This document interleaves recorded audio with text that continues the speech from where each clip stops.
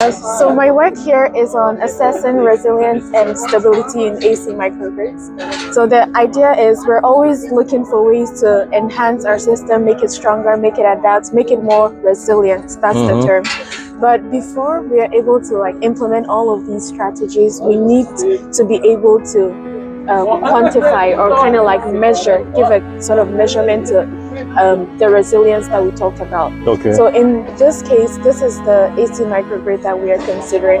So we have 3 renewables and then 3 conventional generations. Like you said, the microgrid is depending on what is the size we deploy. Yeah, it depends. There's not like a fixed standard that a microgrid should always be this size or that size. Okay. Yeah. So for this is just the topology that we chose for this work in particular. Okay. Yeah. So we have an inverter with a fixed DC source. So the assumption is this DC source will be provided by renewables, solar, wind, battery, name it. And then the conventional generation, natural gas, diesel, they're all being represented by synchronous generators. So these are the 3 you see. And this is just like giving a detailed control of the inverter and then the generator.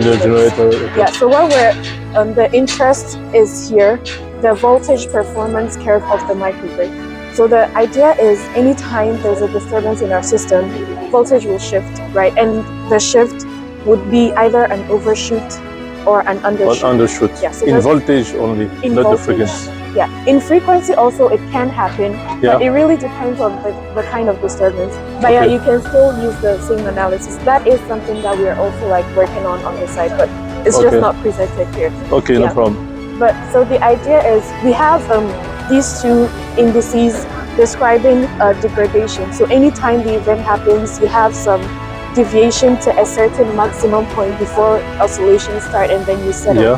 Right. So the green shaded portion is what the degradation indices are this VDI is trying to define. Right. And then we have the restoration index that's trying to quantify, okay, from that point of maximum deviation to the point where voltage is restored, we're trying to quantify that inside this restoration index. You know the time for the restoration? When we have voltage, fluctuation. What is the time, the average time for the restoration? So it will depend on the external disturbance. Yeah. So if it's a fault, in this case, we induce the fault ourselves. Yeah. So just a 5-cycle fault, so 5 over 60 seconds. Okay. Yeah. But it depends on the fault. Typically, faults take shorter durations, especially if you have a system with good control. But sometimes you have a longer duration. Yeah. By longer, it could be 1 second, 2 seconds. It depends really on the disturbance. Yeah. And then we have this RV index that's also kind of quantifying from the very start of the event or the disturbance to the end of it. We're quantifying all of that. So that's what these indices are. And over here is where the stability assessment happens. So we're trying to, first of all, find a connection between resilience and stability. And in doing that, we're using this RV index. And there's a concept called Lyapunov stability. So, yeah, Lyapunov was a Russian mathematician. So basically, he came up with this theorem that allows you to assess stability in certain ways.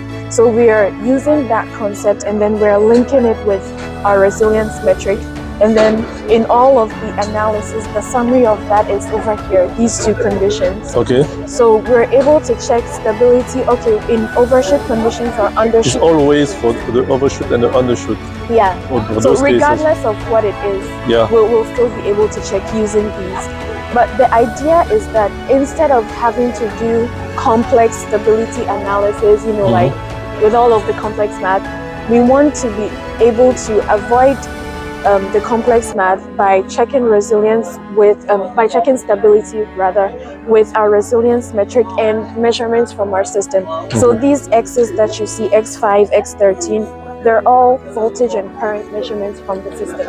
Okay. Yeah. Okay. So that's what we do, and then based on the concept, basically this V dot parameter here. For the 3-phase. Yeah, it's for 3-phase. So 1, 2, 3 is for phase ABC. So this is the voltage RMS signal itself. So we apply the fault, voltage goes to 0. It's a triple line to ground fault. So the voltage goes to 0, and then we are checking. So the deal with the concept is that if the this V dot signal is at 0 or in the negatives, then your system is stable. Okay, now I get it. Okay. Yeah. Yeah. So you see, before we apply any disturbance, this is always at 0. We have stability. And then when the disturbance happens, we now have all of this in the negatives, negative 100, negative. Okay.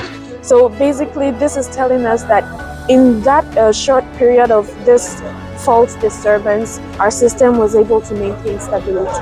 Okay. Yeah, that's what this is about. Always on the AC load because of the fluctuation, and the system is always connected to the grid. Yeah, this is a grid connected system. But microgrids, but no, is it the entire grid? But you apply, the system on microgrids, or the entire system is only for the AC microgrid? Oh yeah, so this is for the AC microgrid alone. When it is connected to the grid. So when it's connected to the grid, yes. Okay. So you can have, for the entire grid, you can have 3, 4, 5 systems, like an interconnected system. In the system. Yeah. But in one control system, like okay, this is the grid, and we have 5, 6, or 10 microgrids, and for those microgrids, you implement the system to do the operation. Okay. Yeah. Okay. All Thank you again. No problem.